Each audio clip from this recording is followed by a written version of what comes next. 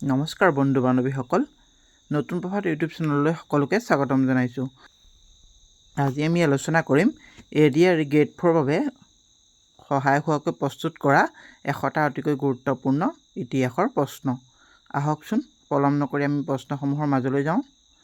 আজি প্ৰথম প্ৰশ্ন, কোনখন সৰ্বভাৰতীয় লিপিত প্ৰথম কামৰূপ নামটোৰ উল্লেখ আছে? আৰু প্ৰশ্নটোৰ শুদ্ধটো হ'ল অপশ্যন ঘ, এলাহাবাদ লিপি। দ্বিতীয় প্ৰশ্নটো হ'ল the tie and the tie kingdom গ্ৰন্থখনৰ লেখক কোন? আৰু এই প্ৰশ্নটোৰ শুদ্ধটো হৈছে অপশ্যন গ, ডক্টৰ পদ্মেশ্বৰ গগৈ। তৃতীয় প্ৰশ্ন, কালিকা পুৰাণ গ্ৰন্থখন কোন সময়ৰ? আৰু ইয়াৰ শুদ্ধটো হৈছে অপশ্যন খ, দশম শতিকাৰ। চতুৰ্থ প্ৰশ্নটো হ'ল হৰগৌৰী সংবাদ গ্ৰন্থ মতে কামৰূপ ৰাজ্য কেইটা ভাগত বিভক্ত আছিল? আৰু ইয়াৰ শুদ্ধটো হৈছে অপশ্যন ক, 4টা ভাগত। আজিৰ পঞ্চম প্ৰশ্নটো হ'ল হিউৱেন চাং তলত উল্লেখিত কোনজন ৰজাৰ দিনত কামৰূপলৈ আহিছিল? আৰু প্ৰশ্নটোৰ শুদ্ধটো হৈছে অপশ্যন গ, কুমাৰ ভাস্কৰ বৰ্মনৰ দিনত। আজিৰ ষষ্ঠ প্ৰশ্নটো হৈছে কামৰূপৰ বৰ্মন বংশৰ প্ৰতিষ্ঠাপক ৰজা কোন আছিল? আৰু প্ৰশ্নটোৰ শুদ্ধটো হৈছে অপশ্যন খ, পুষ্য বৰ্মন। সপ্তম প্ৰশ্ন, কোনখন গ্ৰন্থত কামৰূপৰ ৰাজকুমাৰী অমৃতপ্ৰভাৰ বিৱৰণ পোৱা যায়? প্ৰশ্নটোৰ শুদ্ধটো হৈছে অপশ্যন খ, ৰাজতৰংগিনী গ্ৰন্থত। আজিৰ অষ্টম প্ৰশ্ন, অমৃতপ্ৰভাই কাশ্মীৰলৈ লগত লৈ যোৱা বৌদ্ধ সন্যাসীজন কোন আছিল? আৰু প্ৰশ্নটোৰ শুদ্ধটো হৈছে অপশ্যন গ, স্তনপা।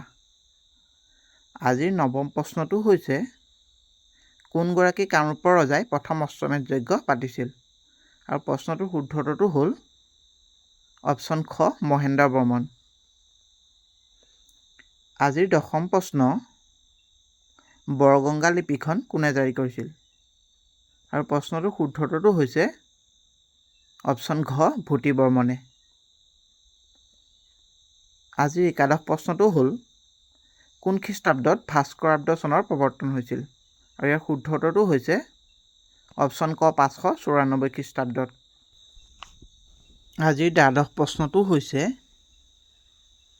কোনে কাশ্মীৰত অমৃত ভৱন নিৰ্মাণ কৰাইছিল?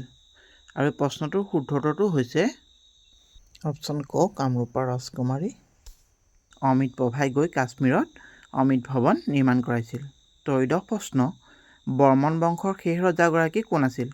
আৰু প্ৰশ্নটোৰ শুদ্ধটো হৈছে অপশ্যন ঘ, কুমাৰ ভাস্কৰ বৰ্মন। আজিৰ চতুৰ্দশ প্ৰশ্নটো হৈছে ভাস্কৰ বৰ্মনে হৰ্ষবৰ্ধনৰ ৰাজসভালৈ পঠোৱা কটকীগৰাকী কোন আছিল?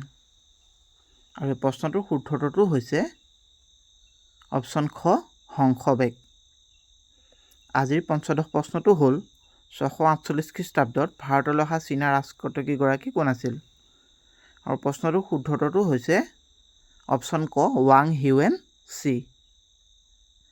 আজিৰ ষষ্ঠদশ প্ৰশ্ন, শালস্তম্ভ বংশৰ শেষ ৰজা কোন আছিল? আৰু প্ৰশ্নটোৰ শুদ্ধটো হৈছে অপশ্যন খ, ত্যাগসিংহ। আজিৰ সপ্তদশ প্ৰশ্নটো কামৰূপৰ পাল ৰাজবংশৰ প্ৰতিষ্ঠাতা কোন আছিল? আৰু এই প্ৰশ্নটোৰ শুদ্ধটো হৈছে অপশ্যন ঘ, ব্ৰহ্মপাল। আনহাতে অপশ্যন কত থকা গোপাল আছিল বংগদেশৰ পাল ৰাজবংশৰ প্ৰতিষ্ঠাপক। আজিৰ অষ্টাদশ প্ৰশ্ন, বৰগাঁও লিপি কোনে জাৰি কৰিছিল? আৰু প্ৰশ্নটোৰ শুদ্ধটো হৈছে অপশ্যন ক, ৰত্নপাল।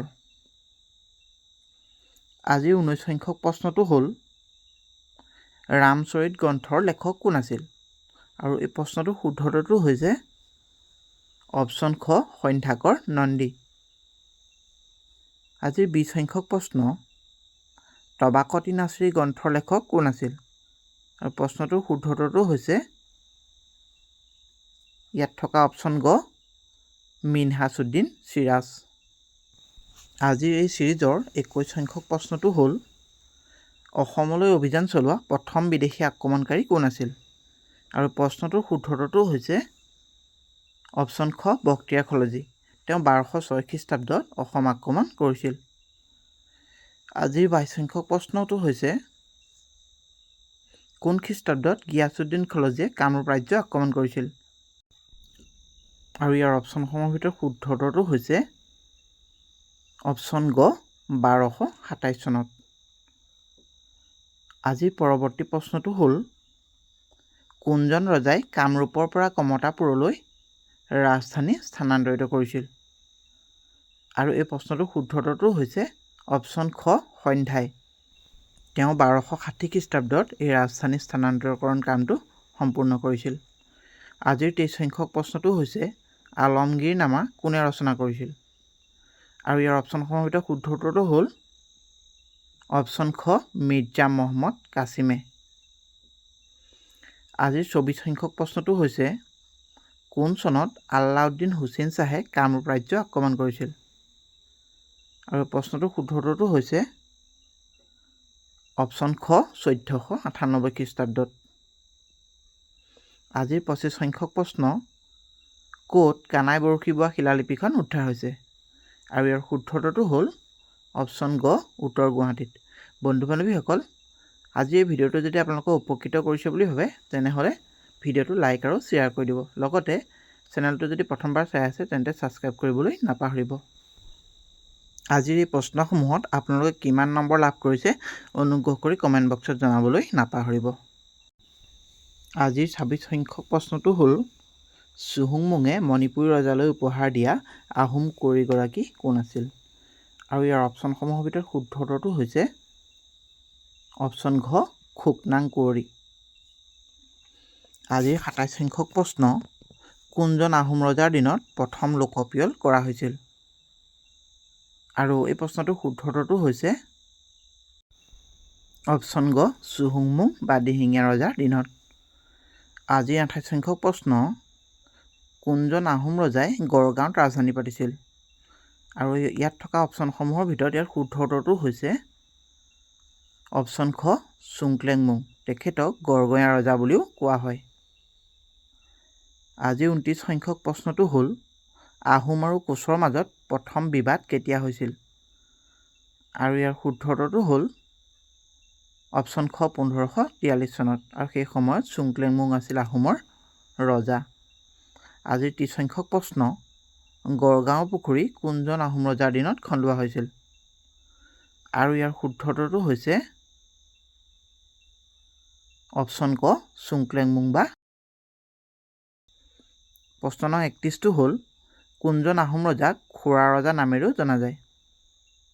আৰু ইয়াৰ শুদ্ধ উত্তৰটো হৈছে অপশ্যন গ চুখামফা। তেখেতৰ এখন ভৰি খোৰা আছিল বাবে তেখেতক খোৰা ৰজা বুলি জনা যায়। আজিৰ 32 সংখ্যক প্ৰশ্নটো হ'ল গোহাঁই কমল আলি ক'ৰ পৰা ক'লৈ আছে? আৰু ইয়াৰ শুদ্ধ উত্তৰটো হৈছে অপশ্যন ক কোচবিহাৰৰ পৰা নাৰায়ণপুৰলৈ, অৰ্থাৎ ব্ৰহ্মপুত্ৰৰ উত্তৰ পাৰেদি ই আছে। আজিৰ 33 সংখ্যক প্ৰশ্ন জাগিয়াল বৰুৱা আৰু কাজলীমুখীয়া গোহাঁই পদবীৰ সৃষ্টি কোনে কৰিছিল? আৰু এই প্ৰশ্নটোৰ শুদ্ধ উত্তৰটো হৈছে অপশ্যন খ স্বৰ্গদেউ প্ৰতাপ সিংহই। আজিৰ 34 সংখ্যক প্ৰশ্নটো হ'ল কোন তাৰিখে ঘিলাঝাৰী ঘাটৰ সন্ধিত স্বাক্ষৰিত হৈছিল? আৰু ইয়াৰ অপশ্যনসমূহৰ ভিতৰত শুদ্ধ উত্তৰটো হৈছে অপশ্যন ক 1663 চনৰ 22 জানুৱাৰী তাৰিখে। জয়ধ্বজ সিংহ আৰু মিৰ জুমলাৰ মাজত এই চুক্তি স্বাক্ষৰিত হৈছিল। আজিৰ 35 সংখ্যক প্ৰশ্ন শৰাইঘাটৰ যুদ্ধৰ সময়ত আহোমৰ সেনাপতি কোন আছিল? আৰু এইটো এটা সহজ প্ৰশ্ন। এই প্ৰশ্নটোৰ উত্তৰটো হৈছে অপশ্যন ক লাচিত বৰফুকন। আজিৰ 36 সংখ্যক প্ৰশ্নটো হ'ল শৰাইঘাটৰ যুদ্ধ কেতিয়া হৈছিল? আৰু অপশ্যনসমূহৰ ভিতৰত এই প্ৰশ্নটোৰ শুদ্ধ উত্তৰটো হ'ল অপশ্যন খ 1671 চনৰ মাৰ্চ মাহত। আজিৰ 37 সংখ্যক প্ৰশ্ন লালুকখোলা বৰফুকনৰ পূৰ্বৰ নাম কি আছিল? আৰু এই প্ৰশ্নটোৰ শুদ্ধ উত্তৰটো হৈছে অপশ্যন ঘ নিমাতী ফুকন। আজি 38 সংখ্যক প্ৰশ্ন কোনজন আহোম ৰজাৰ দিনৰ পৰা ৰূপৰ মুদ্ৰাৰ প্ৰচলন হৈছিল? আৰু প্ৰশ্নটোৰ শুদ্ধ উত্তৰটো হ'ল অপশ্যন গ চুংক্লেংমুং বা গড়গঞা ৰজাৰ দিনৰ পৰা। আজি 39 সংখ্যক প্ৰশ্ন বুদ্ধি স্বৰ্গনাৰায়ণ নামেৰে কোনজন আহোম ৰজাক জনা গৈছিল? আৰু ইয়াৰ অপশ্যনসমূহৰ ভিতৰত শুদ্ধ উত্তৰটো হৈছে অপশ্যন খ স্বৰ্গদেউ প্ৰতাপ সিংহক। আজিৰ 40 সংখ্যক প্ৰশ্ন আহোম আৰু মোগলৰ মাজৰ কাজলীমুখৰ যুদ্ধ কেতিয়া হৈছিল আৰু ইয়াৰ শুদ্ধটোতো হৈছে অপশ্যন খ 1616 চনত প্ৰশ্ন নং 41টো হৈছে আহোম আৰু মোগলৰ মাজৰ কলিয়াবৰ সন্ধি কেতিয়া স্বাক্ষৰিত হৈছিল আৰু প্ৰশ্নটোৰ শুদ্ধটোতো হৈছে অপশ্যন ক 1639 চনৰ ফেব্ৰুৱাৰী মাহত প্ৰশ্ন নং 42টো হ'ল কলিয়াবৰ সন্ধি মতে আহোম আৰু মোগলৰ মাজত ৰাজ্যৰ সীমা নিৰ্ধাৰিত হৈছিল অৰ্থাৎ কেনেদৰে নিৰ্ধাৰিত হৈছিল আৰু ইয়াৰ শুদ্ধটোতো হ'ল অপশ্যন ক উত্তৰে বৰনদী আৰু দক্ষিণে অসুৰআলি আজিৰ 43 সংখ্যক প্ৰশ্ন পাইক আৰু খেলপথাৰ প্ৰৱৰ্তকগৰাকী কোন আছিল আৰু অপশ্যনসমূহৰ ভিতৰত ইয়াৰ শুদ্ধটোতো হৈছে অপশ্যন ঘ স্বৰ্গদেউ প্ৰতাপ সিংহ আৰু এই কাৰ্যটো মোমাই তামুলী বৰবৰুৱাই বিশেষভাৱে আগবঢ়াই নিছিল আজি 44 সংখ্যক প্ৰশ্ন নামনি অসমৰ প্ৰশাসনৰ দায়িত্বত থকা আহোমৰ ৰাজবিষয়গৰাকীক কি বোলা হৈছিল আৰু ইয়াৰ শুদ্ধটোতো হৈছে অপশ্যন ক বৰফুকন প্ৰশ্ন নং 45 বৰবৰুৱা পদত অধিষ্ঠিত প্ৰথমগৰাকী বিষয়া কোন আছিল আৰু ইয়াৰ অপশ্যনসমূহৰ ভিতৰত শুদ্ধটোতো হৈছে অপশ্যন খ মোমাই তামুলী বৰবৰুৱা আজিৰ 46 সংখ্যক প্ৰশ্নটো হ'ল কোন আহোম ৰজাক ভগা ৰজা নামেৰেও জনা যায় আৰু ইয়াৰ শুদ্ধটোতো হৈছে অপশ্যন ক চুৰামফা ৰজাক আজিৰ পৰৱৰ্তী প্ৰশ্ন কোনজন আহোম ৰজাক কেঁকুৰা ৰজা নামেৰেও জনা যায় আৰু ইয়াৰ শুদ্ধটোতো হৈছে অপশ্যন ক চুটিনফা স্বৰ্গদেউ আজিৰ 48 সংখ্যক প্ৰশ্নটো হ'ল বৈষ্ণৱ সত্ৰত শৰণ লোৱা প্ৰথম আহোম ৰজা কোন আছিল আৰু প্ৰশ্নটোৰ শুদ্ধটোতো হৈছে অপশ্যন ঘ স্বৰ্গদেউ জয়ধ্বজ সিংহ প্ৰশ্ন নং 49 ফাথিয়া-ই বিয়া গ্ৰন্থৰ লেখক কোন আছিল আৰু ইয়াৰ শুদ্ধটোতো হৈছে অপশ্যন খ চিহাবুদ্দিন তালিচ প্ৰশ্ন নং 50টো হ'ল মোগল হেৰামলৈ পঠোৱা জয়ধ্বজ সিংহৰ জীয়াৰীগৰাকীৰ নাম কি আছিল আৰু এই প্ৰশ্নটোৰ শুদ্ধটোতো হৈছে অপশ্যন খ ৰমণী গাভৰু আজি 51 সংখ্যক প্ৰশ্ন আহোমৰ যুদ্ধ নাওবোৰক কি বোলা হৈছিল আৰু ইয়াৰ শুদ্ধটোতো হৈছে অপশ্যন ক বছাৰী বোলা হৈছিল আনহাতে মোগলৰ নাওবিলাকক কোঠা বুলি জনা গৈছিল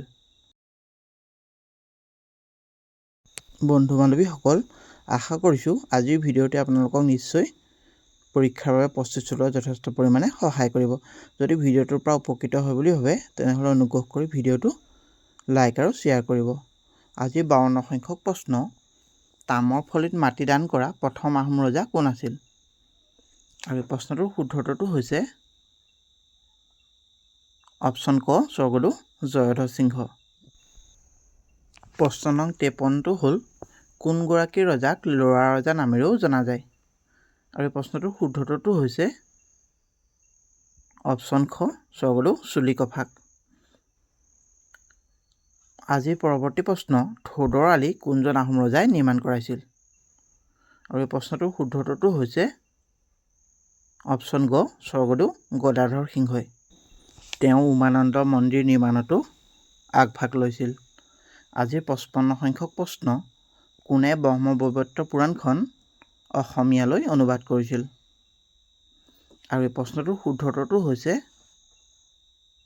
অপশ্যন ক কবিৰাজ চক্ৰৱৰ্তীয়ে আজিৰ 56 সংখ্যক প্ৰশ্ন নামদাঙৰ শিলৰ সাঁকো কোনে নিৰ্মাণ কৰাইছিল আৰু এই প্ৰশ্নটোৰ শুদ্ধটোতো হৈছে অপশ্যন খ স্বৰ্গদেউ ৰুদ্ৰসিংহই লগতে তেওঁ ফাকুৱা দৌল আদিও নিৰ্মাণ কৰাইছিল প্ৰশ্ন নং 57 ৰংঘৰ কোনে নিৰ্মাণ কৰাইছিল আৰু এই প্ৰশ্নটোৰ শুদ্ধটোতো হৈছে অপশ্যন গ স্বৰ্গদেউ প্ৰমত্ত সিংহৰ দিনত প্ৰশ্ন নং 58 কোনজন আহোম ৰজাৰ দিনত শাক্ত ধৰ্মৰ ৰাজকীয় পৃষ্ঠপোষকতা লাভ কৰিবলৈ সক্ষম হৈছিল? আৰু ইয়াৰ শুদ্ধ উত্তৰটো হৈছে অপশ্যন ঘ স্বৰ্গদেউ শিৱসিংহৰ ৰাজত্বকালত। প্ৰশ্ন নং 59 কামকুমাৰ হৰণ গ্ৰন্থৰ লেখক কোন আছিল? আৰু এই প্ৰশ্নটোৰ শুদ্ধ উত্তৰটো হৈছে অপশ্যন খ কবিচন্দ্ৰ দিছ। আজিৰ 60 সংখ্যক প্ৰশ্নটো হ'ল কোনজন আহোম ৰজা ছত্ৰভংগ যোগ পৰাৰ বাবে ৰাজকাৰ্যৰ পৰা বিৰত থাকিবলগীয়া হৈছিল? আৰু প্ৰশ্নটোৰ শুদ্ধ উত্তৰটো হৈছে অপশ্যন ক স্বৰ্গদেউ শিৱসিংহ। তেখেতে তেওঁৰ পত্নীসকলক ৰাজকাৰ্য দি নিজেই ৰাজকাৰ্যৰ পৰা বিৰত আছিল। পৰৱৰ্তী প্ৰশ্ন আহোম ৰাজত্ব কালত ৰাজসিংহাসনত বহা প্ৰথম মহিলাগৰাকী কোন আছিল? আৰু এই প্ৰশ্নটোৰ শুদ্ধ উত্তৰটো হৈছে অপশ্যন খ বৰৰজা ফুলেশ্বৰী কুঁৱৰী। আজিৰ 62 সংখ্যক প্ৰশ্ন শিৱসাগৰৰ শিৱদৌল কোনগৰাকী ৰাণীয়ে নিৰ্মাণ কৰিছিল? আৰু ইয়াৰ শুদ্ধ উত্তৰটো হৈছে শিৱসিংহৰ দ্বিতীয়া পত্নী ৰাণী অম্বিকা কুঁৱৰীয়ে। আজিৰ 63 সংখ্যক প্ৰশ্ন হস্তিবিদ্যানৰ গ্ৰন্থৰ লেখক কোন আছিল? আৰু এই প্ৰশ্নটো প্ৰায় অহা দেখিবলৈ পোৱা যায়। ইয়াৰ শুদ্ধ উত্তৰটো হ'ল অপশ্যন ঘ সুকুমাৰ বৰকায়থৰ দিনত। আজিৰ 64 সংখ্যক প্ৰশ্ন ধাই আলি কোনজন আহোম ৰজাই নিৰ্মাণ কৰাইছিল? আৰু এই প্ৰশ্নটোৰ শুদ্ধ উত্তৰটো হৈছে অপশ্যন গ স্বৰ্গদেউ শিৱসিংহৰ ৰাজত্বকালত। প্ৰশ্ন নং 65টো হৈছে কালিদাসৰ শকুন্তলা কোনে অসমীয়ালৈ অনুবাদ কৰিছিল? আৰু এই প্ৰশ্নটোৰ শুদ্ধ উত্তৰটো হ'ল অপশ্যন খ কবিৰাজ চক্ৰৱৰ্তীয়ে। আজিৰ 66 সংখ্যক প্ৰশ্ন কোনজন ৰজাৰ দিনত লতা কটা ৰণ হৈছিল? আৰু এই প্ৰশ্নটোৰ শুদ্ধ উত্তৰটো হৈছে অপশ্যন ঘ স্বৰ্গদেউ ৰাজেশ্বৰ সিংহৰ ৰাজত্বকালত।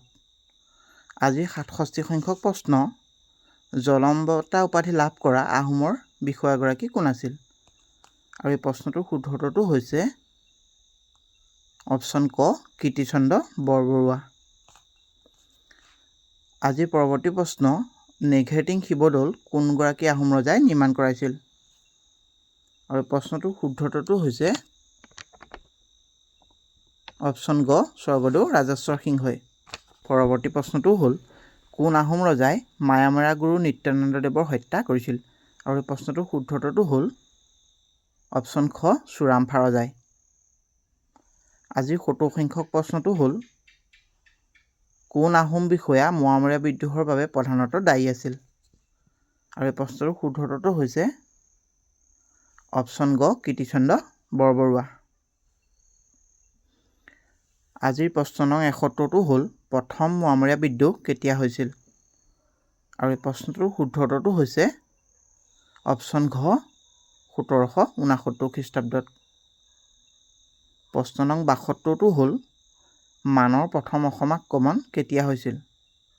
আৰু এই প্ৰশ্নটোৰ শুদ্ধ উত্তৰটো হৈছে অপশ্যন খ 1817 চনত। আজিৰ 73 সংখ্যক প্ৰশ্ন বৰফুকন আৰু বৰবৰুৱা পদ কোনে সৃষ্টি কৰিছিল? আৰু প্ৰশ্নটোৰ শুদ্ধ উত্তৰটো হৈছে অপশ্যন ক স্বৰ্গদেউ প্ৰতাপ সিংহৰ দিনত। আজিৰ 74 সংখ্যক প্ৰশ্ন মোৱামৰীয়া বিদ্ৰোহৰ সময়ত নগাঁৱৰ বিদ্ৰোহীসকলৰ নেতৃত্ব কোনে দিছিল? আৰু প্ৰশ্নটোৰ শুদ্ধ উত্তৰটো হৈছে অপশ্যন খ সিন্ধুৰা হাজৰিকাই। আজিৰ 75 সংখ্যক প্ৰশ্ন যোৰহাটত কোনে আহোমৰ ৰাজধানী পাতিছিল? আৰু এই প্ৰশ্নটোৰ শুদ্ধ উত্তৰটো হৈছে অপশ্যন ঘ স্বৰ্গদেউ গৌৰীনাথ সিংহৰ দিনত। আজিৰ 76 সংখ্যক প্ৰশ্ন আহোম ৰজাৰ বিপক্ষে হোৱা দন্দুৱা দোহৰ নেতৃত্ব কোনে লৈছিল? আৰু এই প্ৰশ্নটোৰ শুদ্ধ উত্তৰটো হৈছে অপশ্যন ক হৰদত্ত আৰু বীৰদত্ত ভাতৃদ্বয়ে।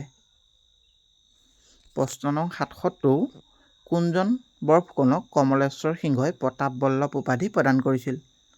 আৰু ইয়াৰ শুদ্ধ উত্তৰটো হ'ল অপশ্যন গ কলীয়া ভোমোৰা বৰফুকনক। আজি 78 সংখ্যক প্ৰশ্ন মানসকলক কোনে অসমলৈ নিমন্ত্ৰণ জনাইছিল? আৰু ইয়াৰ শুদ্ধ উত্তৰটো হ'ল ৰজা চন্দ্ৰকান্ত সিংহৰ নিমন্ত্ৰণ মৰ্মে বদনে মানক অসমলৈ আমন্ত্ৰণ জনাইছিল। আজি পৰৱৰ্তী প্ৰশ্ন, কোন তাৰিখে বিখ্যাত ইয়াণ্ডাবু চুক্তি স্বাক্ষৰিত হৈছিল?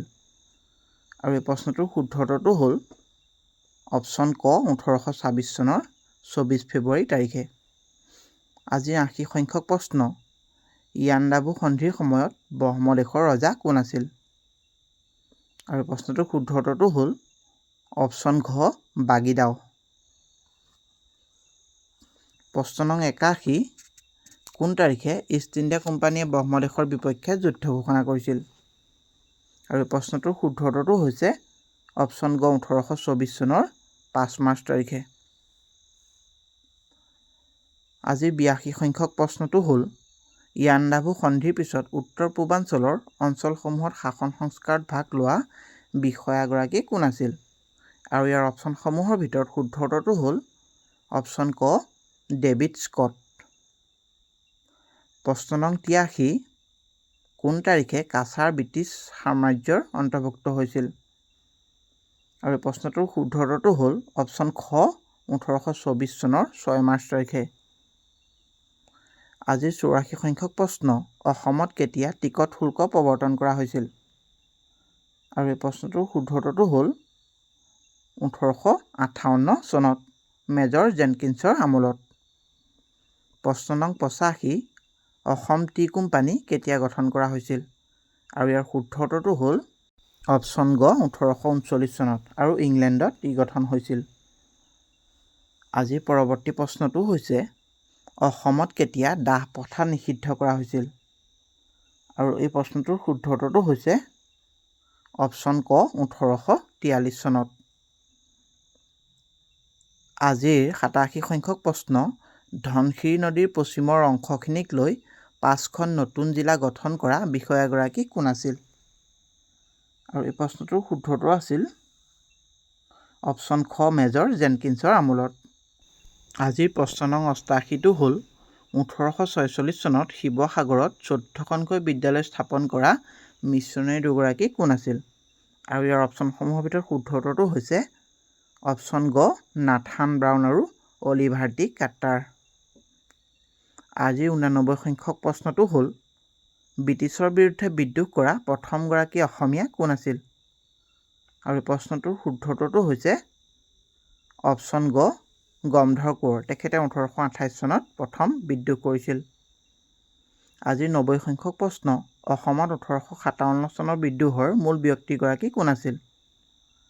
আৰু এই প্ৰশ্নটোৰ শুদ্ধ উত্তৰটো হৈছে অপশ্যন গ মণিৰাম দেৱান। প্ৰশ্ন নং 91, মণিৰাম দেৱান আৰু পিয়লি বৰুৱাক কেতিয়া ফাঁচি দিয়া হৈছিল? আৰু প্ৰশ্নটোৰ শুদ্ধ উত্তৰটো হ'ল অপশ্যন ঘ 1858 চনৰ 26 ফেব্ৰুৱাৰী তাৰিখে যোৰহাটত ফাঁচি দিয়া হৈছিল। 92 সংখ্যক প্ৰশ্ন, কোন চনত উত্তৰ কাছাৰ পাহাৰ কোম্পানী ৰাজ্যৰ অন্তৰ্ভুক্ত কৰা হৈছিল? আৰু এই প্ৰশ্নটোৰ শুদ্ধ উত্তৰটো হৈছে অপশ্যন খ 1854 চনত। প্ৰশ্ন নং 93, অসমত কেতিয়া চিফ কমিছনাৰৰ শাসন প্ৰৱৰ্তন কৰা হৈছিল? আৰু প্ৰশ্নটোৰ শুদ্ধ উত্তৰটো হৈছে অপশ্যন ঘ 1874 চনৰ 6 ফেব্ৰুৱাৰী তাৰিখে। প্ৰশ্ন নং 94, অসমৰ প্ৰথমগৰাকী চিফ কমিছনাৰ পদত অধিষ্ঠিত ব্যক্তি কোন আছিল? আৰু ইয়াৰ অপশ্যনসমূহৰ ভিতৰত শুদ্ধ উত্তৰটো হৈছে অপশ্যন ক R.S. কিটিং। প্ৰশ্ন নং 95টো হ'ল অসমত কেতিয়া আয়কৰ প্ৰৱৰ্তন কৰা হৈছিল? আৰু এই প্ৰশ্নটোৰ শুদ্ধ উত্তৰটো হৈছে অপশ্যন খ 1861 চনত। আজিৰ 96 সংখ্যক প্ৰশ্নটো হ'ল কোন চনত ফুলগুৰিত সেৱা সংঘটিত হৈছিল? আৰু এই প্ৰশ্নটোৰ শুদ্ধ উত্তৰটো হৈছে অপশ্যন গ 1861 চনত। আজিৰ 97 সংখ্যক প্ৰশ্ন, ফুলগুৰিত সেৱাত মৃত্যু হোৱা ব্ৰিটিছৰ বিষয়াগৰাকীৰ নাম কি আছিল? আৰু এই প্ৰশ্নটোৰ শুদ্ধ উত্তৰটো হৈছে অপশ্যন খ লেফটেনেণ্ট ছিংগাৰ। প্ৰশ্ন নং 98, অসমৰ কোনখন জিলাত বংগদেশৰ আৰ্হিত চিৰস্থায়ী বন্দোবস্তৰ প্ৰৱৰ্তন কৰা হৈছিল? আৰু প্ৰশ্নটোৰ শুদ্ধ উত্তৰটো হৈছে অপশ্যন ক গোৱালপাৰা জিলাত। প্ৰশ্ন নং 99 কোন চনত পথৰুঘাটৰ ৰণ হৈছিল? আৰু প্ৰশ্নটোৰ শুদ্ধ উত্তৰটো হৈছে অপশ্যন ঘ 1894 চনত। প্ৰশ্ন নং 100 তথা আজিৰ শেষৰটো প্ৰশ্ন হ'ল পথৰুঘাটৰ ৰণৰ ওপৰত লিখা দলি পুৰাণখন কোনে ৰচনা কৰিছিল? আৰু এই প্ৰশ্নটোৰ উত্তৰ আপোনালোকে কমেণ্ট বক্সত আগবঢ়াব বুলি আশা কৰিলোঁ। বন্ধু বান্ধৱীসকল, আজিৰ এই ভিডিঅ'তে নিশ্চয় আপোনালোকক পৰীক্ষাৰ বাবে প্ৰস্তুতি চলোৱাত যথেষ্ট পৰিমাণে সহায় কৰিলে। ভিডিঅ'টো শেষলৈকে যদি চাইছে তেনেহ'লে অনুগ্ৰহ কৰি আপোনালোকে কমেণ্ট বক্সত কিমানটা শুদ্ধ উত্তৰ দিবলৈ পাৰিলে সেই বিষয়ে জনাবলৈ নাপাহৰিব। আজিলৈ ইমানেই, ধন্যবাদ।